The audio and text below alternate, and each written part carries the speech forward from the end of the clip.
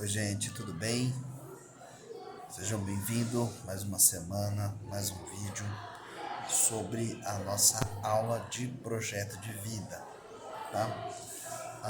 A aula dessa semana eu vou falar um pouco de um escritor, um cientista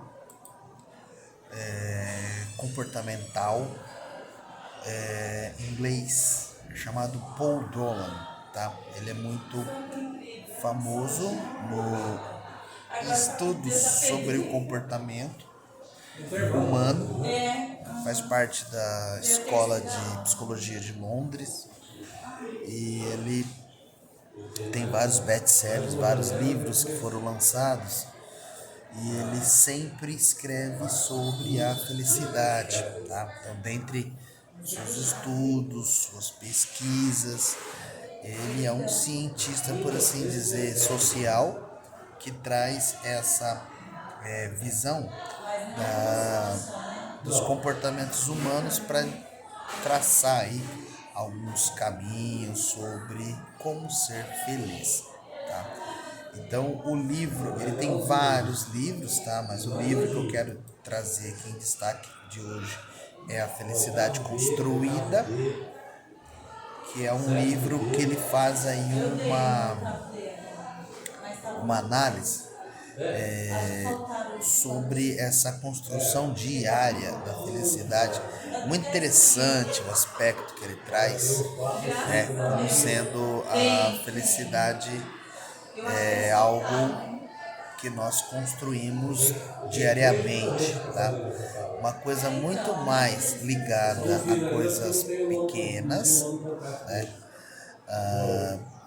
Corriqueiras do dia a dia, do que coisas grandiosas que acontecem não com tanta frequência assim, tá? Então, primeiramente, fazendo essa análise, eu quero falar um pouco da biografia dele, porque tem várias. Ele é muito polêmico também, algumas declarações, alguns programas de televisão que ele participa. Então é interessante falar que ele fez uma pesquisa aqui sobre matrimônio, sobre casamento, e mesmo ele dizendo que tem muitas questões que são estatísticas, tá? Porque é bem típico das ciências sociais se apegar a questões estatísticas para explicar algumas coisas da sociedade, tá? Mas em suma, tá? A sua declaração foi polêmica. Ele disse que o homem é mais feliz no casamento do que a mulher. Então isso trouxe alguns problemas para ele, tanto na Inglaterra quanto em outros países, referente aí a essa declaração, tá? Então vamos começar então pela biografia, ok? Paul Dolan nasceu em Londres em 1968, tá? É professor de ciência comportamental do Departamento de Ciência e Psicologia de Londres, tá? Da Escola de Psicologia Londrina, tá? Londres Psicologia. Ele é diretor, mestrado em executivo em ciências do comportamento, realiza pesquisas sobre meditação e sobre felicidade. Então ele meio que acabou sendo um perito aí nessa questão de estudos comportamentais sobre a felicidade, tá? As suas causas, as suas consequências, as suas implicações para a vida pública, para a vida política, tá? Com vários livros, vários artigos publicados. Trabalhou em outros departamentos, já foi para Nova York, trabalhou no departamento de acadêmico de Nova York, também no Colégio de Londres como professor, na Universidade de Princeton, é autor de vários livros, ok? E também tem um podcast no qual ele apresenta semanalmente aí vídeos falando sobre felicidade, tá? Então assim, sobre esses estudos que ele fez, eu falei aqui das que foi muito polêmico, tá? Deixa eu trazer aqui o que ele vai ser interrogado, ok? Foi na revista Times que ele fez um artigo, tá? Onde ele vai fazer algumas afirmações provocativas sobre associando o casamento à felicidade. Primeira questão, sugerindo que as mulheres solteiras são mais felizes que as mulheres casadas, tá?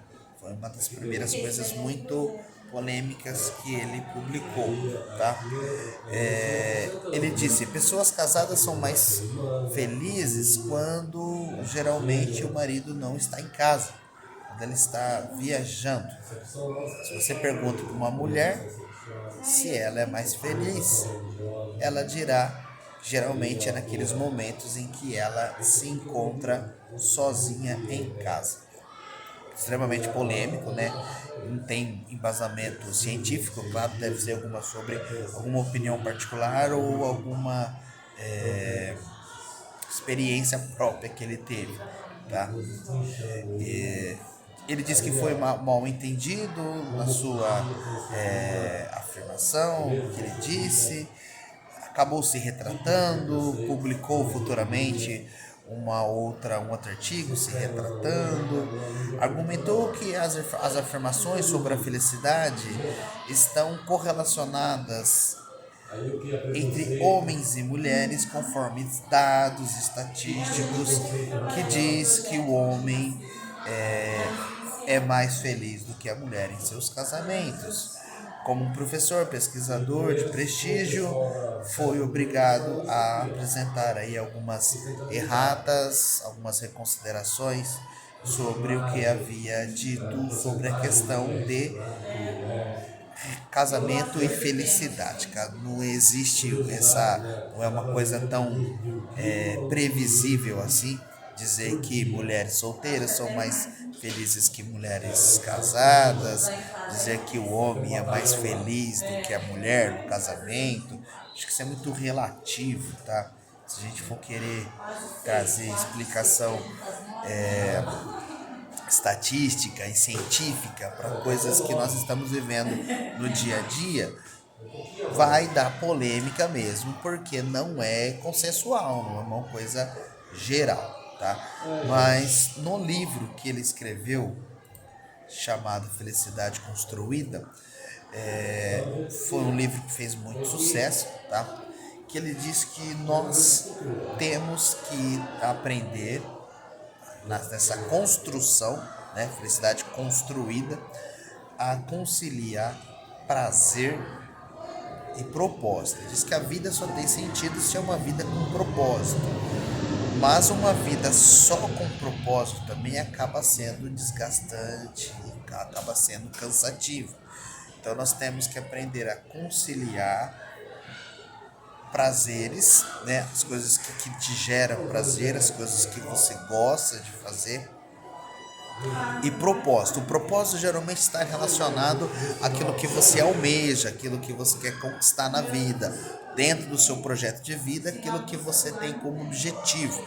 Então você tem esse propósito, você faz aquilo proposital, você não faz aquilo por um divertimento, por um entretenimento, você faz aquilo direcionado. É como se fosse uma leitura direcionada. Uma leitura direcionada é diferente de uma leitura espontânea. Você faz uma leitura direcionada porque você quer preparar uma aula, porque você tem uma prova para fazer, porque você precisa publicar alguma coisa na internet. Então, isso é uma leitura direcionada. Não tem muito prazer nisso, porque ali é seu compromisso, é o seu propósito, é a sua obrigação, é o seu trabalho, tá? A leitura espontânea, sei lá, você vai ler um romance, você vai ler um livro policial, percebe? É uma coisa que você faz porque te dá prazer. É a mesma coisa, você tá lendo, só que o conteúdo é totalmente diferente, tá? Então, isso ele vai dizer que depende da personalidade de cada um. Tem pessoas que se cobram mais, tem pessoas que são mais fortes, assim, no sentido de aguentar a pressão. outras pessoas preferem pegar mais leve. Então ele fala que você tem que saber sentir o seu momento, para você também não forçar demais a barra, tá? Então sentir o momento é importante. Sentir o momento que ele diz está dentro dos prazeres também, que é estar presente, estar de corpo e alma presente naquilo que você está fazendo, tá? Não estar fazendo uma coisa com a cabeça e numa outra coisa. Isso aí você acaba vivendo, você não vai viver nem o presente e nem o futuro. Você vai perder aí essa oportunidade. Então concentre a sua atenção naquilo que você faz. Então faça uma coisa por vez, não faça várias coisas ao mesmo tempo, né? Tem gente que é polivalente, consegue fazer várias coisas ao mesmo tempo, mas não é o conselho que Paul Dolan dá sobre essa felicidade construída. Ele fala exatamente: concentre a sua atenção e faça uma coisa por vez. Isso poderá lhe trazer uma felicidade maior, tá? Pensar em uma coisa, a nossa mente, ele fala, tá? Que a gente não consegue pensar em várias coisas ao mesmo tempo. Isso meio que causa uma confusão mental, né? A nossa mente trabalha de forma mais produtiva quando nós pensamos em uma coisa de cada vez. A gente consegue se concentrar, se dedicar e fazer melhor aquilo, tá? Então essa coisa de você querer pensar em várias coisas ao mesmo tempo, tá? Pode diminuir a qualidade daquilo que você está fazendo, ok? O interessante que ele diz, tá? É que é importante pensarmos, tá? No que nós estamos fazendo. Porque quando nós estamos, geralmente a gente para pensar no que a gente fez, geralmente depois. Ninguém para fazer enquanto está fazendo, você simplesmente vai lá e faz.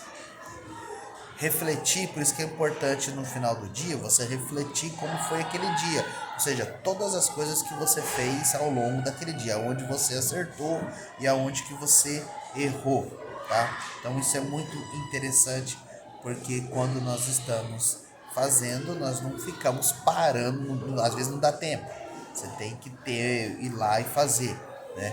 Aí você só vai refletir sobre aquilo depois, tá? Então, assim, falando do nosso cérebro existe dois mecanismos dentro do nosso sistema cerebral, tá? Isso é cientificamente comprovado. O primeiro mecanismo é o sistema inconsciente e ali habita os seus instintos, tá? E o segundo mecanismo, o segundo sistema é o sistema consciente. Então, algumas atitudes nós reproduzimos de forma impulsiva, automática, que é o primeiro mecanismo que está gritando, que é o mecanismo inconsciente, que faz parte do nosso instinto. Então, é uma coisa instintiva, tá? O segundo mecanismo, ele vai chamar de sistema consciente do cérebro, que é no qual nós conseguimos controlar, no qual nós conseguimos ter um controle. Já esse segundo não é, tá? É um mecanismo inconsciente. Então os nossos instintos acabam sendo aflorados e a gente age instintivamente, sem pensar, tá? Não que seja de propósito, mas que isso aconteceu assim, inconscientemente, tá? Outra questão interessante que ele traz é sobre o transbordamento comportamental. Esse transbordamento é muito interessante, gente. Ele dá o exemplo no livro de pessoas que fazem dietas ou pessoas que fazem academia, né? Transbordamento comportamental é tipo quando a pessoa está fazendo algo excessivamente, sabe? Ela tá muito bitolada, ela tá muito fechada naquilo e ela está fazendo aquilo de forma exaustiva. E devido a esse transbordamento, ela acaba se dando ou se permitindo, tendo alguns gatilhos, né? Se permitindo alguns privilégios que são contrários ao propósito que foi estabelecido, porque a pessoa fala, não, eu mereço, né? Que no caso da dieta, no caso, ou no caso da academia, né? A pessoa malhou que nem louco, né? Saiu cansado da academia, aí ela passa em frente a uma lanchonete, ela fala, eu mereço comer um lanche hoje porque hoje foi pesado, o meu treino e tal. Então ele fala que isso é por causa do transbordamento comportamental. Você acaba forçando demais, aí chega uma hora que você se permite e isso quebra aquela rotina que você tem ou que você estabeleceu. Isso acaba agindo de uma forma contrária, né? Você acaba regredindo. Porque sei lá, se a dieta você conseguiu emagrecer naquela semana e se você não tomar cuidado, você recupera tudo aquilo de novo por causa desse transbordamento. Aí fica aquele efeito sanfona, né? Vai e volta, vai e volta. Então, evitar o transbordamento comportamental pode trazer para você uma rotina mais saudável, tá? Então, não se cobre demais, não se esforce demais, não chegue à exaustão, porque ou então a pessoa, eu preciso economizar, aí ela não gasta com nada, porque ela quer economizar dinheiro, aí chega um momento e fala, quer saber, hoje eu vou gastar porque essa semana eu economizo, não gastei com nada, hoje eu mereço. Ela vai, gasta num dia o que ela não gastou a semana inteira, por causa desse transbordamento comportamental, tá? Ou então a pessoa, sei lá, quer parar de beber, né? Bebida alcoólica. Aí ela fica semana inteira sem beber nada, absolutamente.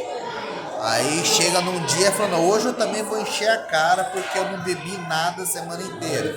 Aí ela acaba passando mal, acaba bebendo demais, ficando de ressaca, exatamente por causa desse transbordamento comportamental. Então, evite o transbordamento e comece com coisas pequenas. Não queira já fazendo uma maratona. Comece com uma corrida de 100 metros. Comece devagar, coisas pequenas, tá? Tudo isso relacionando a felicidade, tá, gente? Ele sempre faz uma análise relacionando com a felicidade, tá? Concentre-se no aqui e no agora. Se você, o que você pensa sobre o futuro, o que você projeta sobre o futuro, é um alerta que ele dá. Está diretamente ligado sobre o que você pensa do passado. Então, geralmente, as experiências que você tem do passado, as coisas que você projeta para o futuro, seja os seus pensamentos sobre as coisas que ainda virão, está diretamente relacionado com aquilo que você está remoendo ou que você ainda tem, não foi ainda digerido ainda sobre o passado, tá? Então, pensar no hoje, no aqui e no agora tira essa carga do passado, né? O que aconteceu, seja bom ou seja ruim, já aconteceu, tá? Pode ser diferente daqui para frente, tá? Podemos fazer diferente de agora para frente. Então, essa felicidade construída, ela está diretamente ligada com o cotidiano, tá, gente? Então, Paul Dolan é um cientista comportamental reconhecido mundialmente, que traz estudos sobre o comportamento humano e a felicidade atrelada aí às suas ações, ao que você faz, ao que você deixa de fazer, porque nessa parte inconsciente, né, o cérebro faz muita coisa inconsciente, né, ele traz no livro Felicidade Construída uma pesquisa que foi feita em um supermercado que sobre vinhos, né? E um mercado que vendia vinhos franceses e vinhos alemães. E o mercado colocou músicas francesas ao fundo, estava tocando no mercado. E depois eles constataram que a venda de vinhos franceses naquele dia foi 70% maior do que a venda de vinhos alemães. E aí eles foram entrevistar as pessoas que compraram. Apenas 14% tinha notado que de fato estava tocando músicas francesas. Conscientemente isso acabou influenciando na hora da escolha, porque naquele dia houve um aumento substancial na quantidade de vendas de vinhos franceses. Então, é interessante que ele fala que como o nosso inconsciente impulsiona, ou como ele nos acaba influenciando na hora da tomada de decisão, na hora quando a gente vai fazer uma escolha, quando a gente vai comprar um produto, por exemplo, né? Empresas usam essas estratégias e a gente acaba nem percebendo, tá? Então, assim, a forma como nos sentimos está diretamente na forma ligada ao que nós fazemos. Ou seja, o nosso comportamento afeta diretamente a nossa felicidade. Quando questionado sobre o que as pessoas podem fazer para ter uma vida mais feliz, Paul Dolan responde. Aqui tem uma citação que foram através da entrevista, tá, que ele fez. Mas antes disso, eu queria falar sobre essa questão do comportamento e esses impactos na felicidade, tá? A forma como o que nós fazemos e o que nós sentimos, tá? Então, ações e emoções, sentimentos e ações, atitudes, tá? Então, não é oposto, tá, gente? A forma como você se sente tem muito a ver com aquilo que você está fazendo. Então, se você quer mudar suas emoções, os seus sentimentos, você tem que mudar algumas atitudes, você tem que começar a fazer algumas coisas diferentes. Porque se você continuar fazendo aquelas coisas da mesma forma, você vai sempre ter aquela mesma sensação, aquele mesmo sentimento, ou aquele mesmo turbilhão de emoções, tá? É muito difícil mudar o seu modo de pensar com o objetivo de ser feliz. Um caminho melhor que vai colaborar é mudar o que você faz a fim de mudar o que você pensa e o que você sente, não com o objetivo de ser feliz, ok? Mas fazer algo novo pode ser estimulante, tá? Algo que desvie a sua mente daquela trajetória que pode lhe causar infelicidade. Pequenas coisas, tá, no ambiente pode causar grandes impactos na sua vida, nos seus sentimentos e até mesmo no que você está fazendo. Um exemplo: foi comprovado cientificamente que a cor azul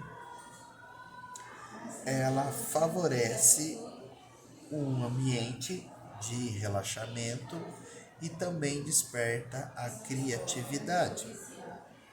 Por isso, ele dizendo, né? Eu pintei as cores do meu quarto, das paredes do meu quarto, de azul. E também pintei as cores do meu escritório de azul. pequenas coisas, né?